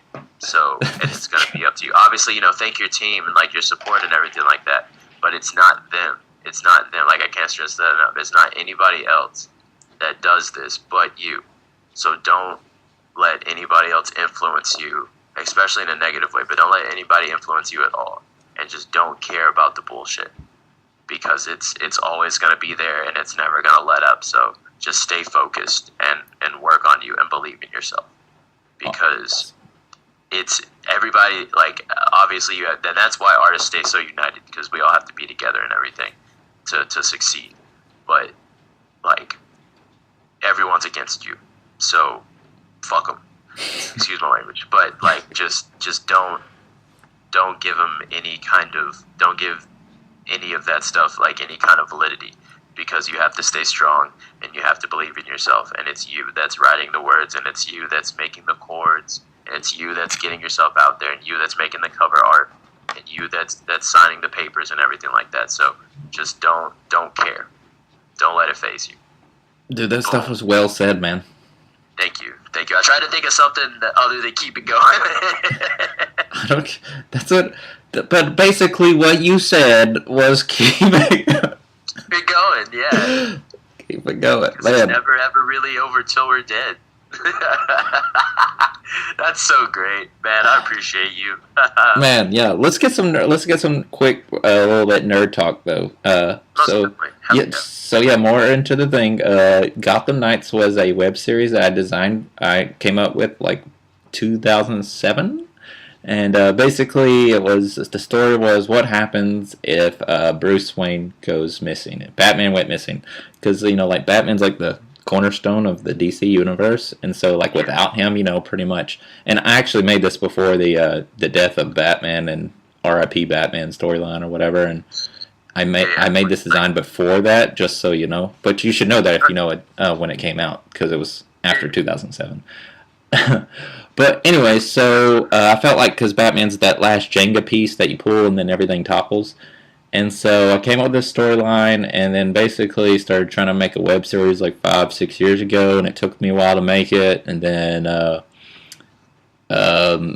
few years back, me and the guy who I cast as the Joker decided that we were going to make sure it got done, and he was going to help me run the thing, and then we got my friend Ryan, who's joining the podcast next week, and then I found a friend, his name's Dustin. He plays Batman. He does charity work his hometown as Batman he's a police detective, which is really strange. Wow. He's really strange. He's a detective during the day, and then at night he's also a detective.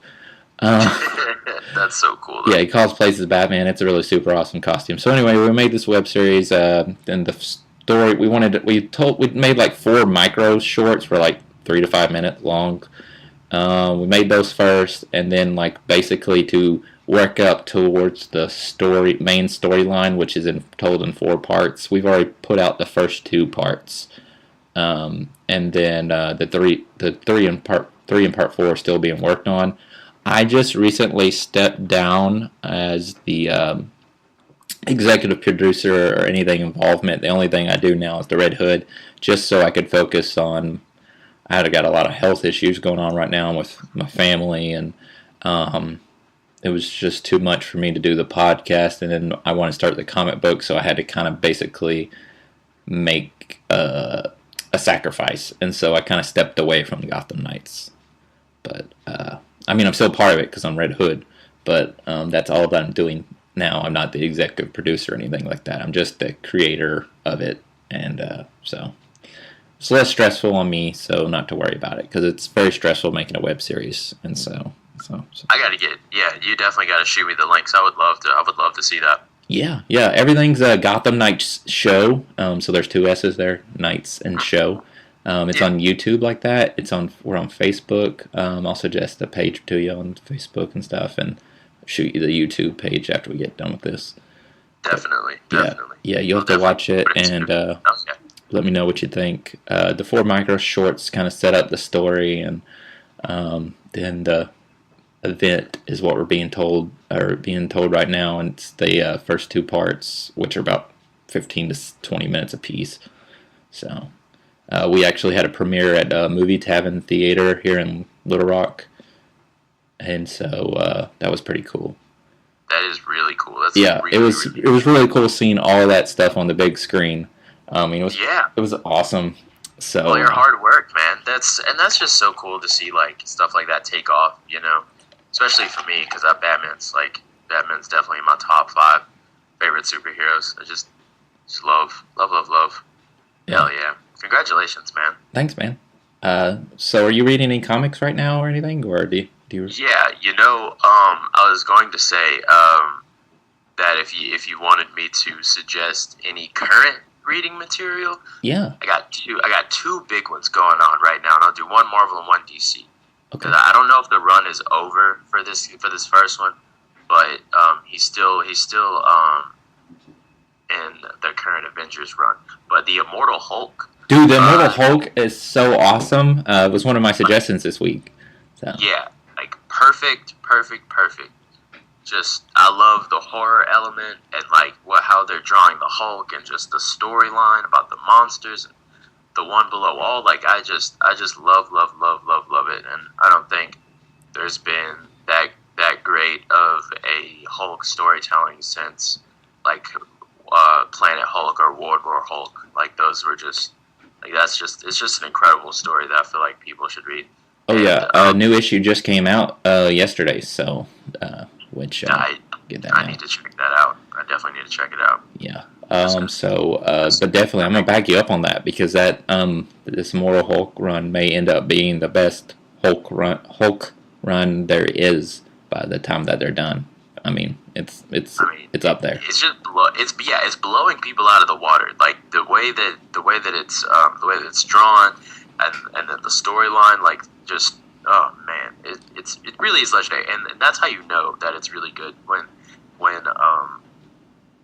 I don't remember how old I was probably a kid, but when I was old enough to realize how good Hush was for Batman, and what it did for the character and everything, I feel like it's doing something very similar for Hulk. It's just giving him this new life, and giving him a whole new aspect of his character that we had never really seen before. And that's probably the biggest thing that I really like with this Hulk, is that he's just so different from all the other incarnations. He's scary. He was always intimidating and scary in that aspect. But he's got a monster in this. He's kind of harken back to the old days of Hulk, when he was not necessarily a bad guy, but definitely not a good guy. He was definitely like that. It's been more of a horror element with it too. Whenever they were down in hell and stuff, it was more horror wise than anything. And oh yeah, or even before that, where he's chopped up in all the jars and stuff, and has to regenerate and everything, and it looks all grotesque. The one for DC though, I think is it also just had a new issue come out, is the Heroes in Crisis storyline. Yeah, that just came out last week, number 7, I believe it was 7. Yeah. I just really like the how they're humanizing the superheroes with with the panels of them in the sanctuary talking about their feelings and whatnot, and like the things that they're going through. There have been other attempts at things like this in the past to kind of like show like human sides of people, and they do it a lot with Batman. But even this, like Batman's in it too, like just everybody's. And then the storyline of it's really good, like the mystery of how all the people died at the sanctuary and everything. But like what it's centered around, like all these heroes having issues, like in their lives and whatnot, and also being a superhero on top of it. It's just very refreshing. Like I like the relatability. You know, a lot of times we look up to superheroes, like we don't like really see eye to eye with them. Like we kind of see them fly by in the sky. So it's just very cool to kind of like see like, oh, Superman is a man, like, you know, like Batman is a man, you know, Wonder Woman is a woman. And it's just very cool that they have these very human problems that they go through, but while still like having to fight crime and figure out what's going on. I need to figure out more of like the of like the I need to read the newest issue so I can figure out what's going on. But you still don't know what's going on. You still know what's going on. Just letting you know. You still don't know what's going on. I still don't know what's going on. Okay, good. Because like I was like, did Booster Gold kill all those people? Did Harley Quinn kill all those people? Like, where's Superman? Like, I love what's Booster. Going on right God, I love Booster Gold so much. Yeah, he's pretty legit. I've always been a big Booster fan. Oh, but Plastic Man is like my favorite DC character. So like, you know, I'm a little biased on the funny guys. Nice. Plastic Man's a good one. He's in the Terrifics one right now. I love the Terrifics run. It's so great. Anything with Plastic Man just always sells me because they always like he kind of has like a special place in DC. I feel like because they let him be Plastic Man whenever he's there. You know. Yeah. They kind of gave him this like OP kind of like status, so he can still kind of be plasticky and funny and everything, without sacrificing like any of his powers. Because they like when you get right down to it, like Plastic Man is an extremely strong. Like every time, like when they even introduced him into the Terrifics, like they were saying like this is like the only guy that can do this, or we need somebody that can handle this kind of thing, and they just plucked him out of his little egg thing. I love it. I love Plastic Man so much because there's a lot of like power behind his like smile, and I really love the mythos of the character. And he's been around since like with like the 50s or the 60s, like even before they bought him like from Timely Comics or Police Comics or whatever it was. Right. Something like that. But yeah, definitely I'm gonna back you up on both your choices. So good stuff. Oh yeah, they're so good. They're so good right now. I definitely recommend the Immortal Hulk, and anybody that's looking for like an identity crisis kind of like story, or like a just a darker, like more human-y tone for stories, then definitely Heroes in Crisis, just because the writing in that is just incredible. Yeah, like, and if you're more of a Marvel guy, and your problem with DC is the way that they're so higher on a pedestal than us and stuff like that, Heroes in Crisis is what you need to read, because facts. I really like how you said that. Yeah, so I mean, because it definitely humanizes them so much, and Tom King is just an amazing writer. He's so good. Facts. He's so good. His current Batman run is so good. I'm catching up on it, and just read last night The War of Jokes and Riddles, and God, it's probably the best thing I've ever read in my life. My little brother recommended that story to me. It's like a flashback of a story, correct? Yes. He's talking to somebody about it, about what happened. It's basically like he's telling Selena about it, and it's pretty much a bunch of, you see someone in the present, but it's mostly his flashback basically, and it's basically he's been Batman for like, I think it mentioned that he was been Batman for only like a year or so, a little over a year, and it's just. It's so good. Definitely, I'm going to recommend it to you as well. Read it. I also really like the Riddler too. Also, he's definitely one of my favorite Batman villains. It's definitely the Riddler. Well, then you'll definitely like this, and you'll have a newfound appreciation for a Kite Man. Okay, that's random. I'm definitely gonna have to throw that in there. Yeah, you read it, and then you let me know. You shoot me a message and be like, and I'll know exactly what your response. It'll be 2 words, and I'm not even gonna like spoil it for you or anything like. But you're gonna send me 2 words, and then that's all you need to know. That's all I'll need to know that you read it. You don't have to say, "Hey, I read it." Just say the 2 words, and you'll know when you read it what 2 words I'm talking about. And then, oh jeez, yeah. And so I'll know. I'll know. I definitely have to read it. Yeah, for sure. But man, I'm not going to keep you any longer, mainly because also we've almost been talking for an hour and a half. I would formally like to invite you back on the show sometime in the new format and be a 4th chair for us. That sounds, man. Yeah. Yes. I'm not asking you to do it every week, but like the 4th chair is going to be revolving. But it doesn't have to be just one time. I mean, like several times. But I just think that you would mesh well with the rest of us. I mean, obviously we've been talking for hour and 20 minutes. And I feel like we could probably go on for a couple more hours and just keep talking about stuff. So I think you would work well with us 4. So formally, I'd like to invite you back. So invitation accepted. RSVP'd. Put me down for the chicken dinner. I am there. Awesome, dude. I'm so excited. But thank you so much for coming onto the podcast and talk with me and sharing your stories of your music, and just you exceeded what I expected for our interview, and it was just, there was so many questions I didn't even have to ask. I had more questions than what I asked, and it's just because the way that you answer stuff and the way that you speak about it and your passion just comes through so much that I didn't even have to ask everything, because you pretty much told a great story. So I thank you so much. The pleasure is really all mine. I feel like you're a great host, and your knowledge of comics and your passion for life and your daughter and comics and also music, it made it really easy, and it made it really comfortable. So seriously, Nick, I really do appreciate it. Thank you for having me, and anytime you want me back, I'll be back. Thanks, man. All right, we'll do that definitely for sure. Sweet. Well, all right, Red Hood.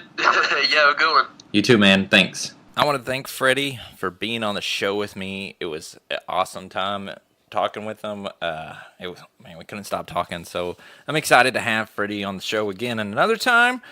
Thanks so much, dude. I'm gonna sing praises to your name forever. So I hope we become real good friends because of this.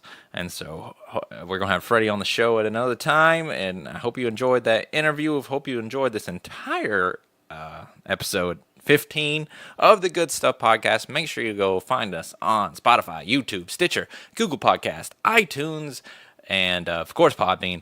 Like our Facebook page, facebook.com/The Good Stuff Podcast. Follow us on Instagram, Good Stuff Podcast on the Instagram, and let us know if you want to be on the show by messaging us on one of those Instagram, Facebook, or email goodstuffpodcast@yahoo.com if you want to be a 4th chair on our new format. Tune in next week for that new format when Zak Bandit and Ryan Mullins join the show each and every week with your no longer single host, CK Helms. And also leave a review for us on our Facebook page. There's a review thing. You can give us a couple stars if you want, or 4 stars, 5 stars, whatever you want to do. Tell us what your thoughts about the show. We've gotten some feedback. We want some more. So yeah, do that. But yeah, guys, go about your day. Have fun, and hashtag good stuff.